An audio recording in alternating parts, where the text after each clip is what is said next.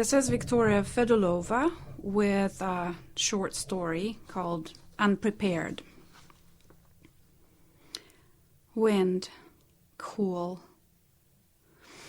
Ocean breeze. A lone cry of a seagull in the distance. Sun seeps through half-closed eyelids. Cold wetness extending from neck down. What? Where? Raise hand to touch where wetness begins. At the back of my head. Fingers come sticky with. Sun insistent, urging to open unwanting eyes. So quiet. Everywhere. Eyes open. Slowly. Can't. Must. Blurry. Why? Chilly. Freezing. Body shaking uncontrollably. Must take control. Do something. What? Flap of unseen wings and then quiet again. Lips dry. Thirsty. Must. High. So cold. Where? Ragged breathing. In. Out. In again. Me breathing. I am breathing. In. Out. Must do something about this cold. Still blurry, but I think I know where I am. Rough concrete supports my back, pins and needles in my buttocks and lower legs. More concrete underneath me, dull pulsation in my left calf. More sticky wetness there. I make a conscious effort to bend forward and touch the side of my leg. Something smooth and foreign. Glass. Window glass. Remove. Liquid pain, but then better. Makes my head clearer. Who? Hi. Where? Balcony floor. My place. Why? What happened? Later. Need to get back inside. Freezing. And so I do. Can't see much, but it's a small studio, and I find my bed, after bumping into a table and something else on the floor. I bury myself under the 2 blankets and just lie there, until the shivering subsides, until I can think. When I wake up, there's still light, but my eyes are no better. I can only distinguish between light and shadow, the outside silence, suspense, reality. Whatever happened, I need help. My leg throbs, my head is like an overripe melon about to burst. And I need water.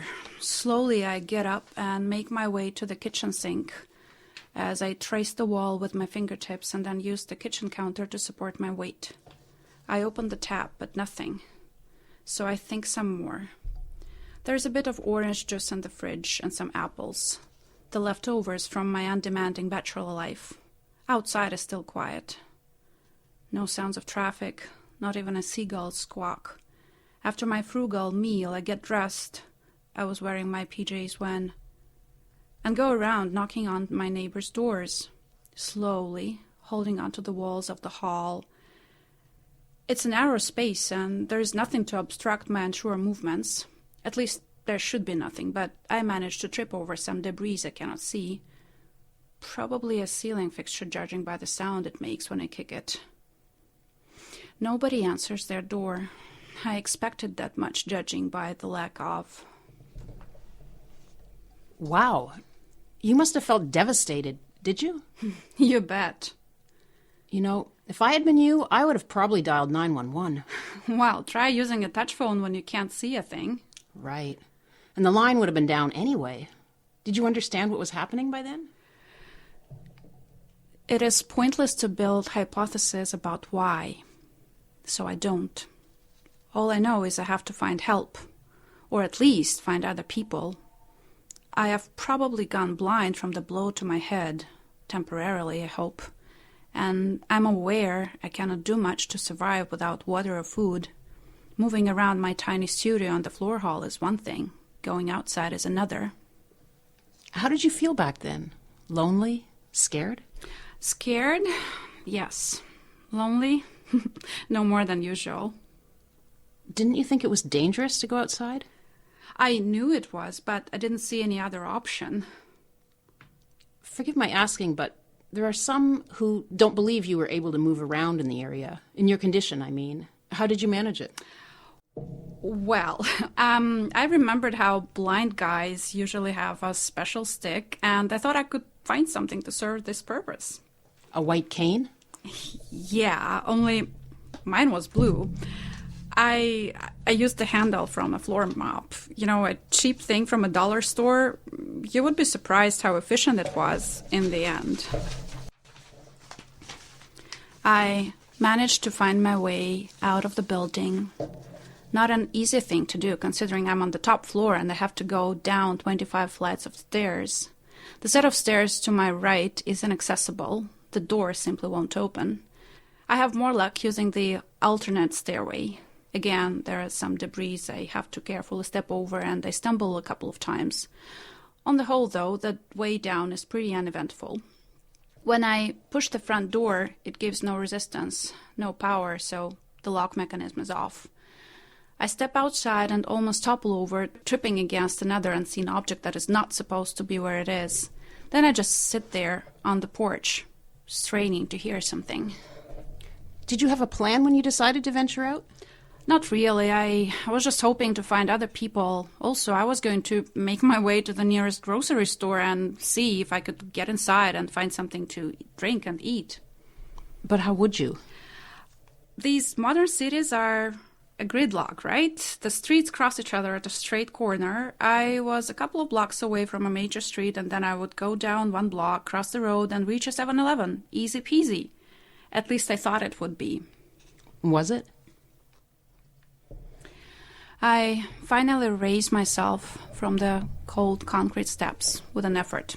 My left leg still hurts, but not as much after I cleaned it and bandaged it awkwardly. It's awfully quiet.